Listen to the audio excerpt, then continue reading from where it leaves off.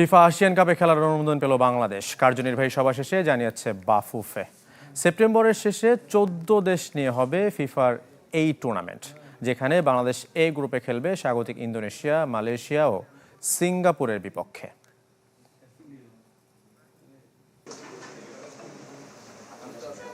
FIFA Asian কাপে খেলার অপেক্ষায় ছিল বাংলাদেশ। অবশেষে চূড়ান্ত অনুমোদন এসেছে ফিফা থেকে, যা শনিবার নির্বাহী সভায় আনুষ্ঠানিকভাবে জানিয়েছে বাফুফে সচিবালয়। এবার শিগগির জাতীয় দলের ক্যাম্প শুরুর অপেক্ষা। ঘরোয়া মৌসুম পিছিয়ে যাওয়ায় 27 আগস্ট ক্যাম্প শুরুর লক্ষ্যে এগোচ্ছে ফেডারেশন। পরিকল্পনা চূড়ান্ত করবেন হেড কোচ টমাস টুলি। ফিফার কাছে যে আবেদনটা করেছিলাম, সেই আবেদনের পরিপ্রেক্ষিতে গতকালকে রাত্রে আমরা সেটার একটা পজিটিভ নিউজ আমরা পেয়েছি। সেই পজিটিভ নিউজটা হচ্ছে যে এশিয়ান কাপ আমরা খেলতে যাচ্ছি এবং খেলার অনুমতি পেয়েছি। হামা চৌধুরী, সমিত সোম সহ শক্তিশালী স্কোয়াড নিয়ে ইন্দোনেশিয়া যেতে চায় বাফুফে, কারণ আসরটা সাব চ্যাম্পিয়নশিপের প্রস্তুতির মিশন।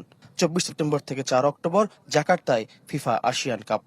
হামজাকে পাবেন, সমিত সোমকে পাবেন, সবাইকে পাবেন। কেন পাবেন না? কারণ আমরা বাংলাদেশ জাতীয় ফুটবল দল, আমাদের সাফে যে প্লেয়ারগুলি খেলবে, আমাদের সাফে যে খেলোয়াড়গুলি খেলবে, প্রত্যেকটা খেলোয়াড়কে আমাদের এখানে আমরা অন্তর্ভুক্ত করব।